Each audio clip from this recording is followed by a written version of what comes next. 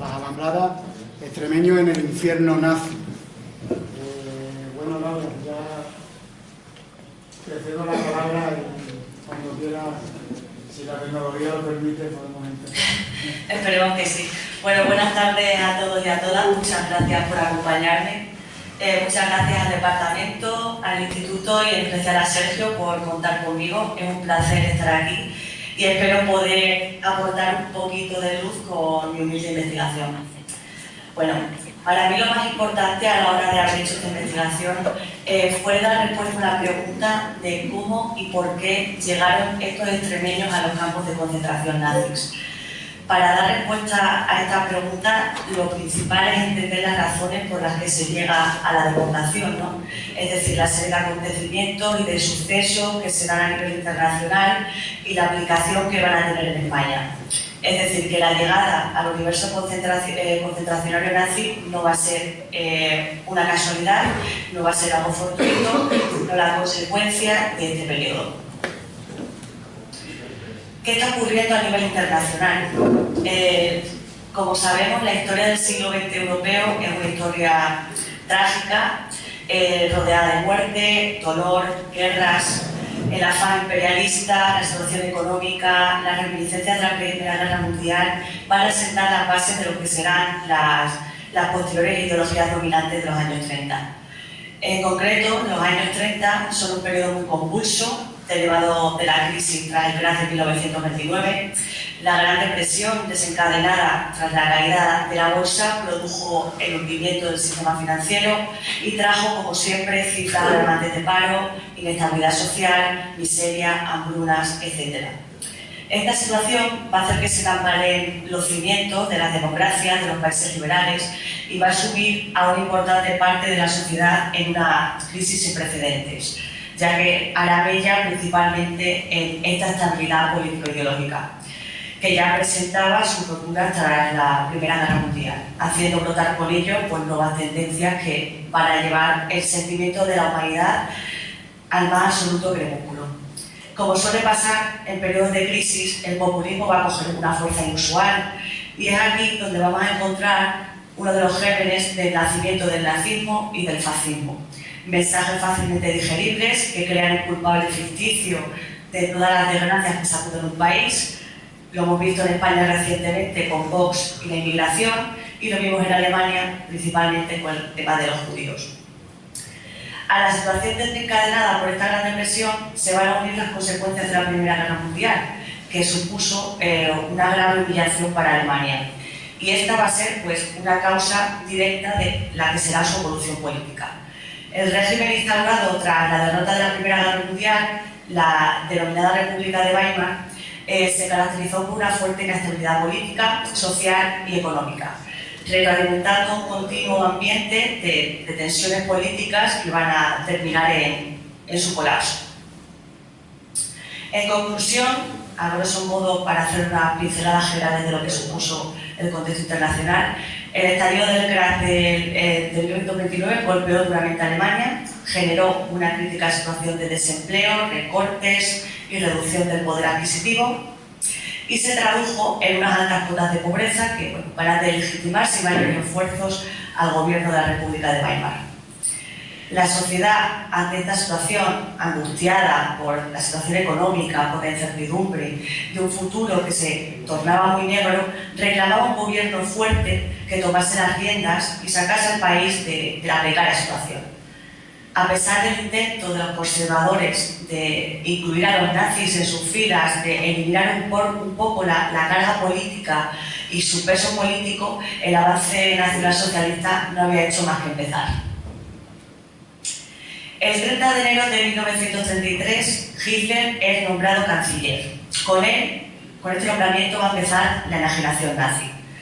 El ascenso del nazismo va a suponer que el terror se convierta en una institución que mediante el terror va a servir de control de masas, ¿no? de medio de control social. Para ello, policías, cuerpos de seguridad van a ser los instrumentos encargados de hacer cumplir los designios de Hitler, funcionando como verdaderos verdugos. La brutal represión contra gente de izquierdas o simplemente discrepantes fue en ascenso, haciéndose latente el acentuado antisemitismo hitleriano. La utopía de la raza aria, la consecuente persecución política, ideológica y religiosa de cualquier grupo o minoría étnica va a ser la razón de la existencia de estos campos de concentración y exterminio.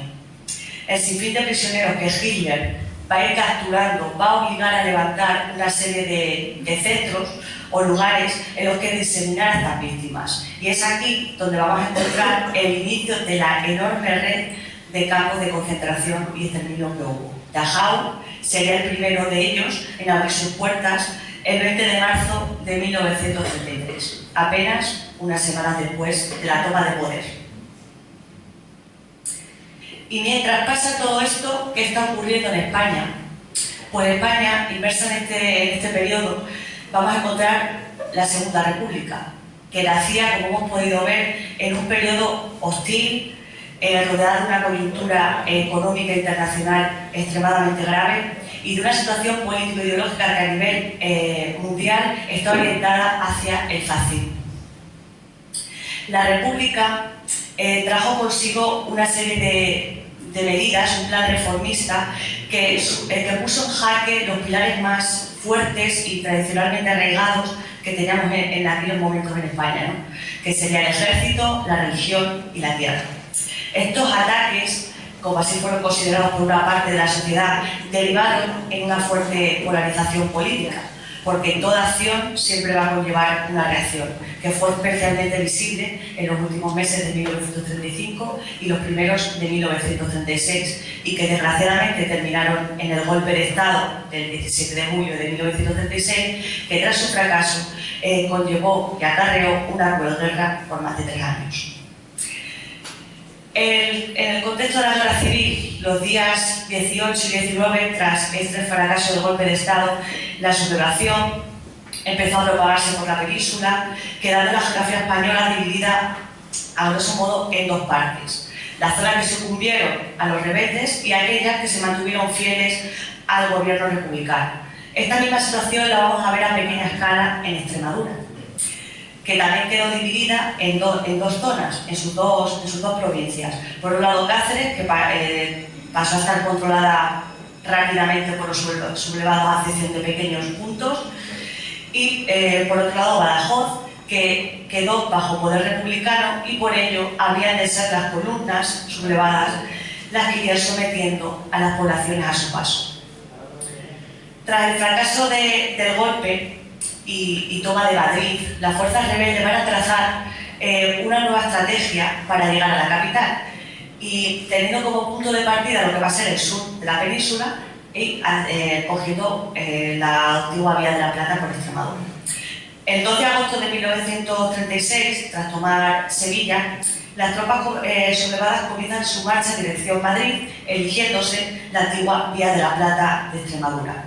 Estas tropas, compuestas por batallones de la Legión Extranjera, por tableros regulares, es decir, por miembros de las tropas africanistas, estarían lideradas por Carlos Asensio Cabanillas. El 3 de agosto se unirían a esta columna la columna de Castejón y la columna de Elio Rodando de Tela.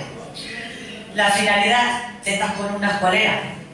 Avanzar dirección norte, tomar todas las localidades a su paso, hasta llegar a Mérida y contactar posteriormente con la fuerza de Mora, otro de los sublevados, teniendo como misión pues, una premisa muy clara: acabar con todo atisbo izquierdista.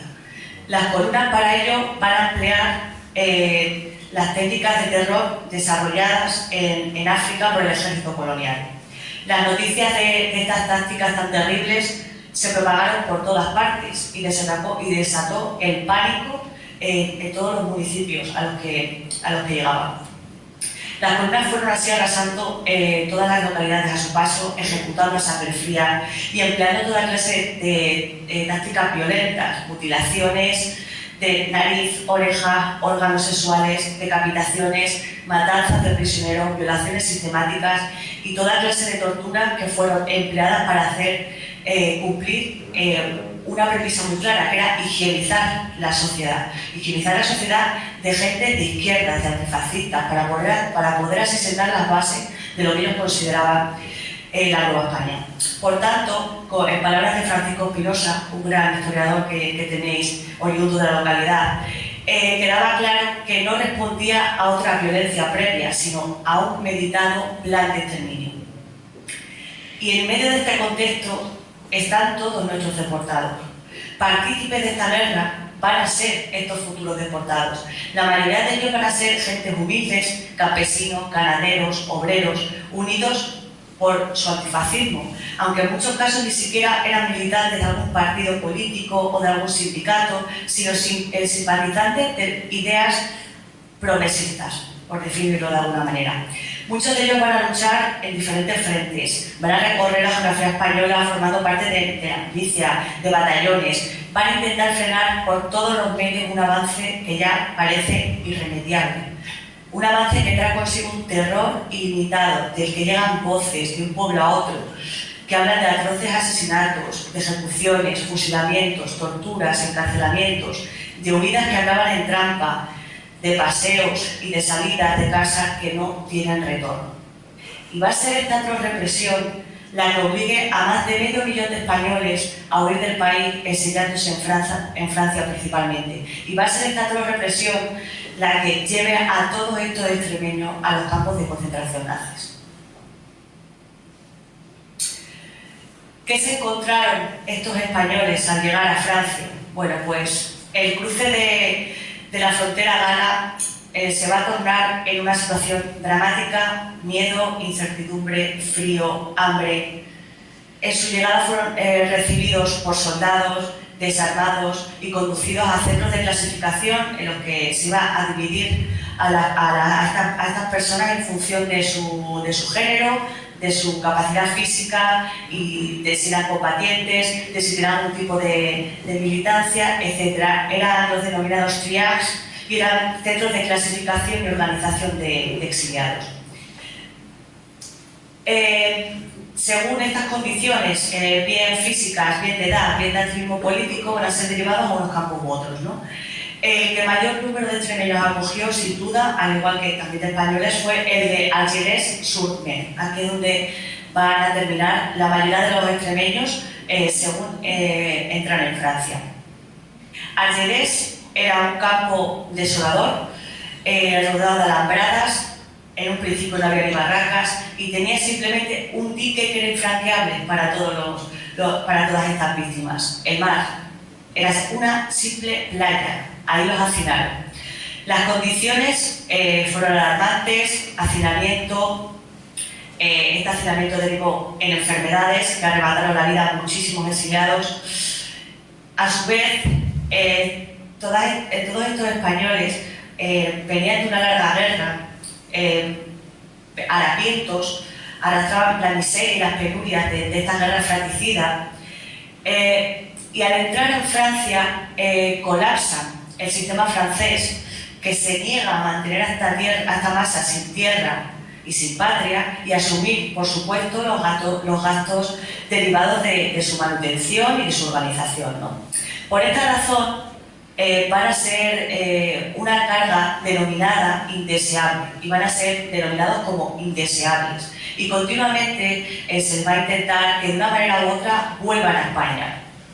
Se les van a apretar las tuercas con todas clases de artimañas, con ofertas, con amenazas, jugando con la baza sentimental, de si te marchas a tu pueblo vas a poder volver con tu mujer.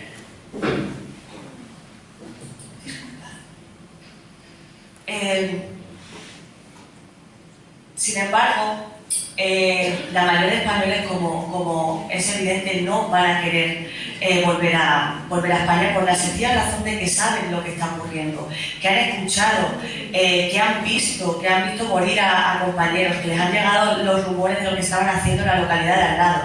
No querían volver. Entonces, los franceses por todos los medios lo intentaron, hasta que los tambores de guerra comienzan a resonar con fuerza.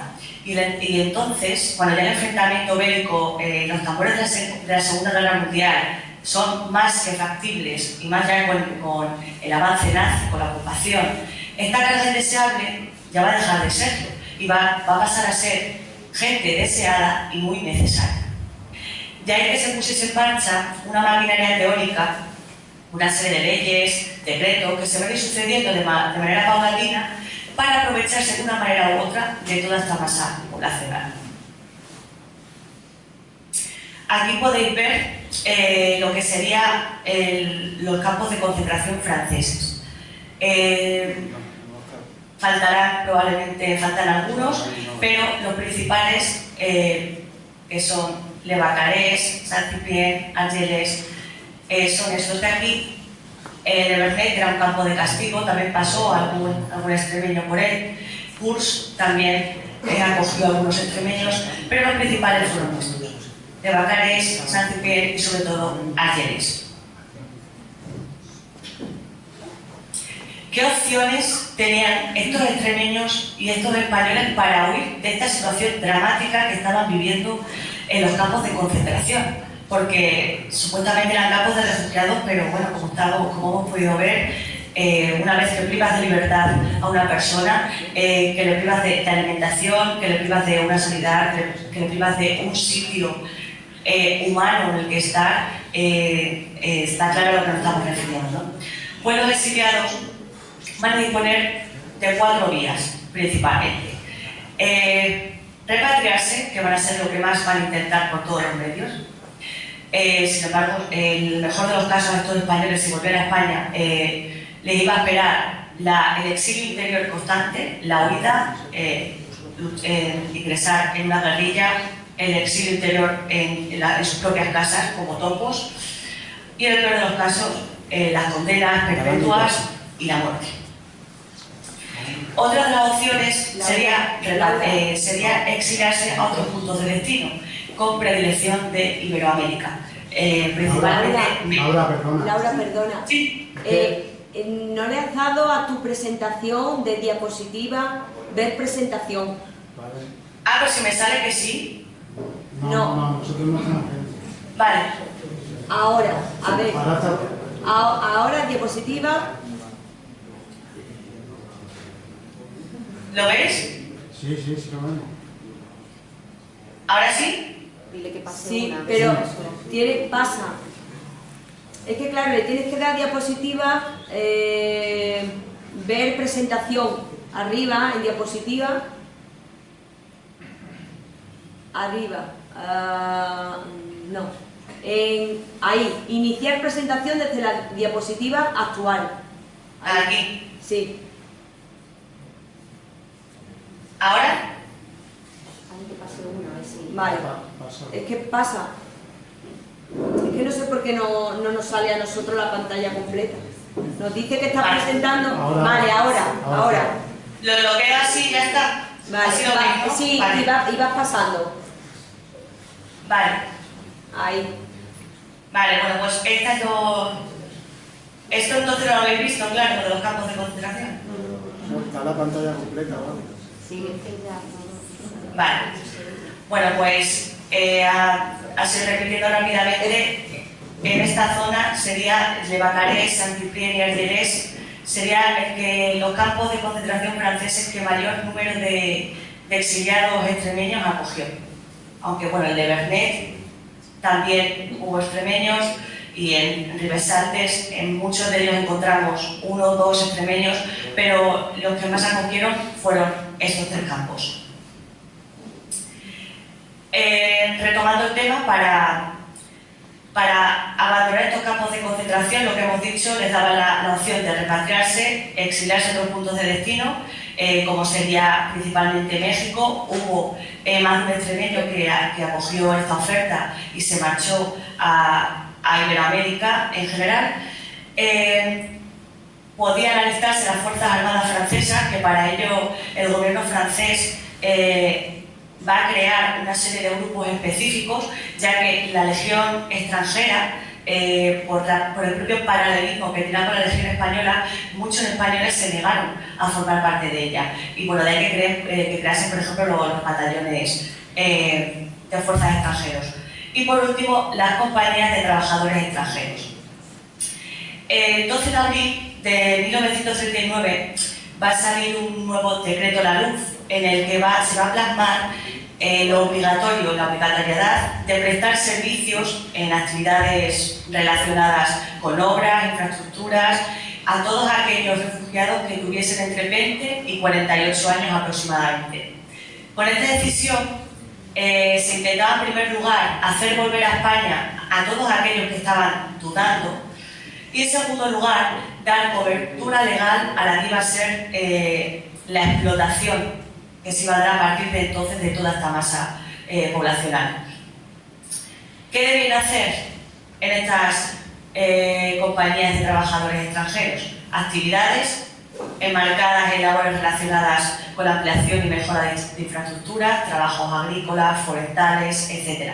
Pero realmente van a ser la cobertura perfecta para usar a estos refugiados como mano de obra prácticamente gratuita para las labores de defensa de la inminente Segunda Guerra Mundial. Y es así como van a nacer las compañías de trabajadores extranjeros. A partir de entonces, miles de hombres se van a alistar en el ejército francés, se van a enrolar en estas compañías que hemos especificado. Muchos de ellos lo van a hacer de manera voluntaria, sobre todo los que ingresan a las Fuerzas Armadas, por el sentimiento de seguir luchando contra el fascismo, que tiene muchas vertientes y en este caso, pues ahora mismo estaba el nazismo ya llamando a la puerta. Pero sin embargo la mayoría lo va a hacer por vivir de la vida entre las alambradas de los campos de concentración y poder vivir con mayor dignidad. Mientras tanto, en todo este contexto, Hitler ya es nombrado canciller, fue nombrado canciller el 30 de enero, y ya siéndolo, el 1 de septiembre del 39 invade Polonia. ¿Cuál va a ser la consecuencia de esta invasión? Pues que 2 días después Francia e Inglaterra le van a declarar la guerra y ya estalla lo que es conocida como la Segunda Guerra Mundial. En este momento quedaban en Francia unos 200.000, 220.000 exiliados, de los cuales el gobierno, claro, se va a aprovechar dada la nueva coyuntura. El Ministerio de Guerra francés se nutrió de más de 100.000 españoles, de los cuales unos 100.000 se van a enrolar en la Legión extranjera u otras unidades militares, entre 30.000 y 50.000 van a trabajar en industria de guerra, minería, armamento, y los demás, más de 60.000, van a conformar parte de las compañías de trabajadores extranjeros. Va a ser en los propios campos de concentración donde se va a llevar a cabo la creación de estas compañías de trabajadores extranjeros. Tenemos actualmente constatados más de 100 extremeños que pasó por alguna de ellas, la mayoría perteneciente a la provincia de Badajoz, y en su totalidad rotaron por compañías derivadas con las Fuerzas Armadas. Es decir, que sus recorridos van a estar relacionados con tareas defensivas principalmente.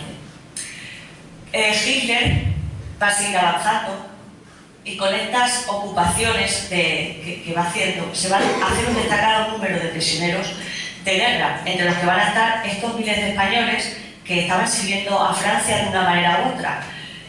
Aquellos que habían abandonado los campos de concentración para unirse a las Fuerzas Armadas, a las compañías de trabajadores extranjeros o formaban parte de la resistencia, van a ser apresados y confinados en los denominados Frontstalag. Los Frontstalag van a ser campos para prisioneros de guerra en los territorios ocupados. La mayor parte de ellos van a estar en la zona ocupada de Francia.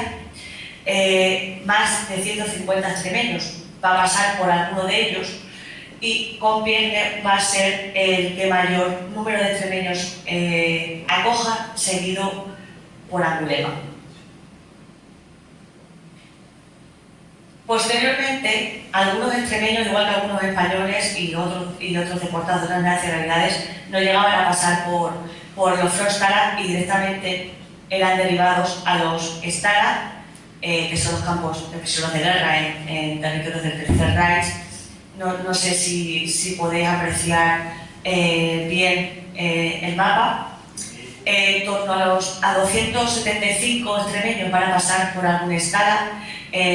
Falkenkoster será el campo en Stalag con mayor número de extremeños, seguidos por Trier.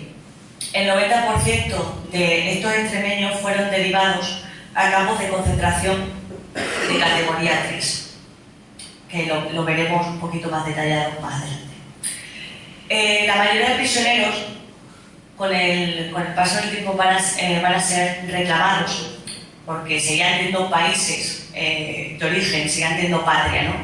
Mientras que los españoles no. Y por ello van a pasar a custodia de la Gestapo, que se encargó así de investigar sus filiaciones, su participación o no, su actividad política en España, en Francia, y van a quedar así desamparados, van a perder sus derechos como prisioneros de guerra, y la pérdida de estos derechos, más el desinterés y la clara intención de Franco por hacerles desaparecer, van a ser los detonantes que les lleven al universo concentracional y nazi. Se ha hablado mucho, durante mucho tiempo, sobre la cuestión de si el franquismo sabía o no sabía, de si se desinteresó o no hubo buena comunicación, o qué realmente pasó, ¿no? La realidad es que entre 1939 y 1940 se mantuvo bastante correspondencia entre los gobiernos alemán y español, en la que Franco reflejaba su interés por saber qué había sido de los líderes republicanos exiliados en Francia, pero nada sobre el resto de los españoles. En agosto de 1940 llegan al campo de concentración de Mauthausen 927 deportados españoles, hombres, mujeres, niños, etc., procedentes de un campo de concentración francés. La embajada alemana en este momento informa al Ministerio de Asuntos Exteriores preguntando si el gobierno español está dispuesto a hacerse cargo de 2.000 españoles rojos que actualmente se hallan internados en Angulema. No hay constancia de que nadie respondiera a los diplomáticos alemanes. Sin embargo, en septiembre de 1940, Serrano Suñer visita Berlín y se reúne con Hitler, con Himmler y con Heydrich, que era el jefe de seguridad del Reich. Cuando Serrano Suñer abandona la capital, se difunde apenas unas horas después una orden específica en la que se dicta por orden del Führer, por lo que a los súbditos españoles se refiere, se procede directamente su traslado a un campo de concentración del Reich. Esto yo creo que es un claro ejemplo del proceder que tenían los alemanes y el que colaboraron las autoridades francesas con la impasividad, pero con el conocimiento del gobierno español, que sabía perfectamente cuál iba a ser el destino de